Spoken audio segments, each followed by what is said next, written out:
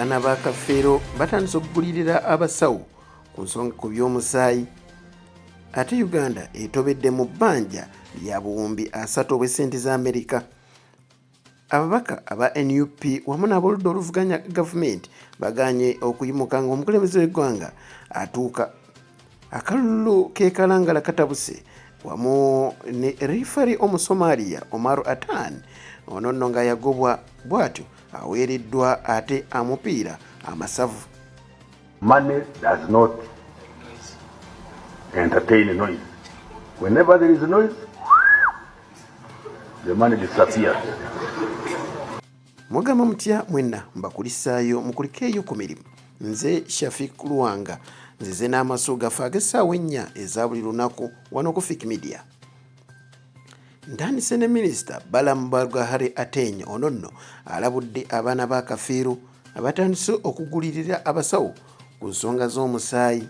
Njala kulabula abo ababadde bagezaako okugulirira ebitongole byaffe ebiri mu kunoonyereza mu DNA nti nasabye singa omuntu addamu okwogera nti tukuwe ssente we bano abaana obaggyeko onoono omugemu oyo omuntu njagala mumukwate kuba abaana bangi emabega bagamba nti baali bana bokka test ze baakola ku MBN kati abaana baweze 4 ate ku luno terujja kuddamu okumusima olulala kuba ebisigadira bigenda kusigala mu data bank kuba mu database ya gavumenti. Kyokka bano minisita abasekeredde bw'ategeezezza nti tebasobola kugulirira basawo bonna era nga y'emu ku nsonga lwaki basalawo basobole okukozesa laboratole 2 basobole okugeraageranya obulungi.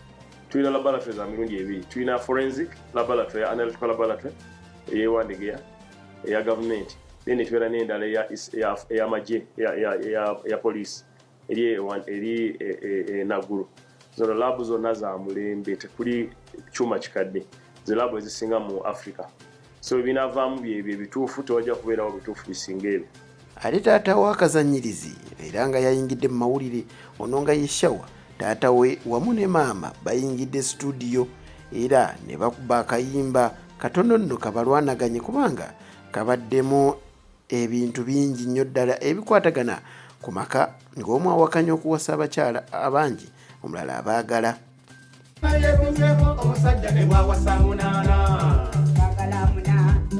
Twagala munana abakyala twagala munana asaanira abewomu omusajja asaanira abewomu nakugambye asaana yeepimireko ffe twagala munana abakyala ne bwembasa munana.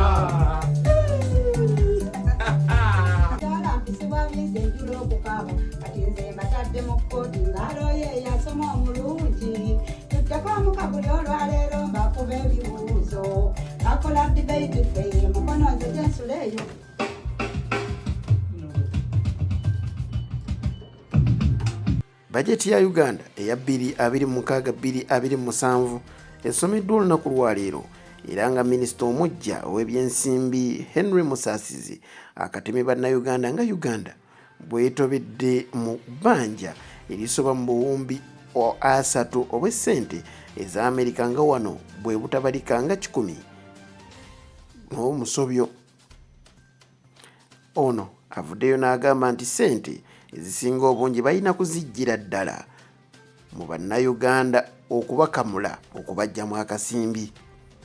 As of December 2025, Uganda's total public debt stood at United States dollars 34.86 billion, equivalent to approximately Uganda shillings 126.19 trillion. Of this, external debt amounted to US dollars 15.84 billion, while domestic debt was United States dollars 19.02 billion. This translates into a debt to GDP ratio of approximately 53.0%. Mr. Speaker, public debt should always be assessed alongside the assets it finances and the economic returns it generates. Over the past 10 years, Uganda's debt has financed strategic investments that are transforming the productive capacity of our economy. These investments include, number one, integrated transport infrastructure, which accounts for 31.1% of the debt. Number two, electricity infrastructure, which accounts for 19.3%. Three, water infrastructure, which accounts for 10.3%. Four, agro-industrialization, which accounts for 9.2%. Five, education and health, which accounts for 7.7%. Six, housing and urban development, which accounts for 6.3%. Seven, industrial parks and industrial development, which accounts for 2%. And other investments, such as national backbone infrastructure to extend internet, STI, and regional development, which accounts for 7.0%. Mr. Speaker, Uganda's public debt remains sustainable and is projected to stay so over the medium and the long term. Ate ye President Museveni alabudde amakanisa wamu n'abasawo olw'ensonga gye bakwaseemu obulwadde buno oba Ebola nti nno kigenda kuviirako obuzibu. Be aware of those animals which harbor this virus.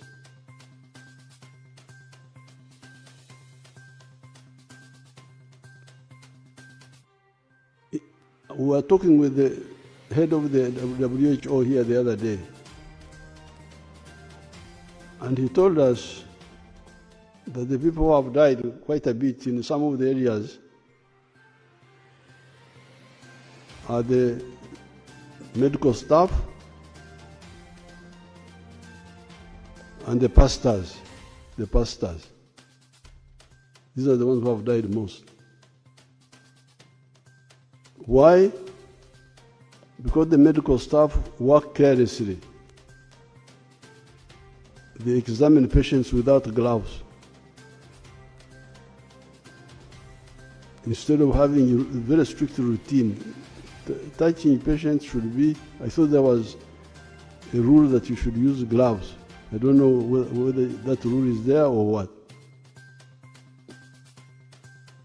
But among the people who are dying are the medical staff.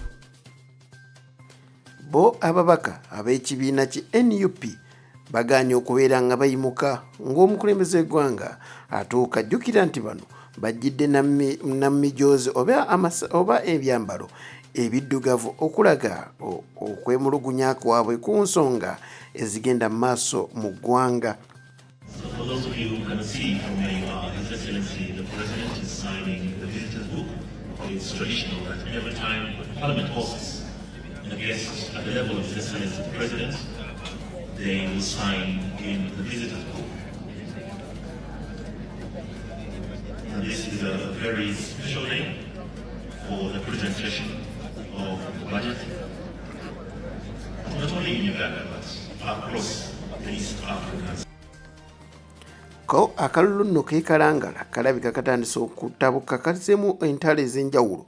Twalabye ebindaazi nga bitandika okuba nga tebitambula mu kalangala omwo, nga abamu balumiriza munna NRM okubeera nga yavuma omukyala Nampala Irene nga bw'asiika ebindaazi.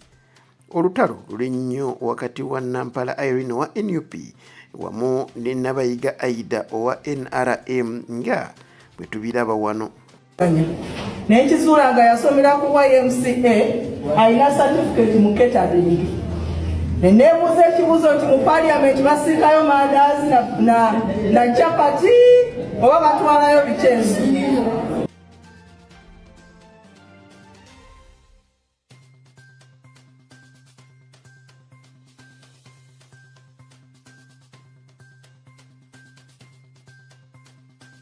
Ate ye omubaka akiikirira Makindye East ono nga ye Alhaji Ali Nganda Kasiri Mulyannyama aganye ebyokuteeseza mu Parliament ye agambye wakuteeseza ku bukedde kubanga abantu bwe bajja okumuwulira wamu n'okumutegeera.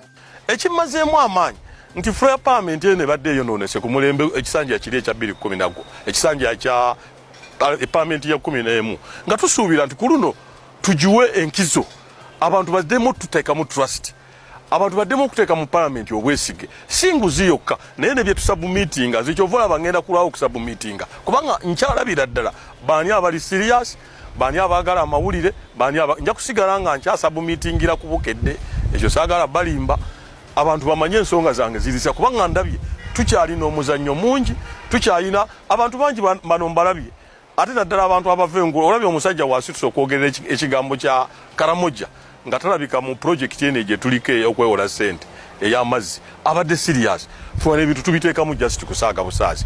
Ate mu byemizannyo yeddifuri Omusomalia Omar Atan UEFA erabika emujjukidde era nebeera nga emujjako ennaku gye yafunye nga agaaniddwa okuyingira eggwanga lya Amerika olw'embeera eriwo nga Amerika yateeka envumbo ku Basomaali. Ono UEFA emuwadde okulamula omupiira ogwa Super Cup nga kyekikopo ekibeerawo wakati w'omuwanguzi wa UEFA Champions League wamu ne Europa League era waneno nga kitegeeza agenda kulamula omupiira wakati wa PSG oba Paris Saint-Germain gattako ng'ezannya Aston Villa. Ono nno abadde wakulamula mu mpaka zino eza World Cup ezitandise wabula tagenda kubanga abeerayo olw'envumbo eyateekebwa ku bannaffe Abasomalia. Akasembayo kino kibuuzo. Ab'ekibiina ki NUP baagaana olutuula olwali Kololo ng'omukulembeze w'eggwanga ayogerako eri eggwanga oba kiyite presidential address. Ate olunaku olwaleero kusoma budget balabiddwako Kololo. Ekibuuzo kino kiraga matankane oba kiri kyali kibi nnyo nga kino kirungi nnyo? Ebyo nno bannayuganda bakyabyebuuza. Gwe kiki kyolaba? Akunkumira Omukama tusinkane nkya essaawa ze zimu ziba nnya. Eno ye Fik Media.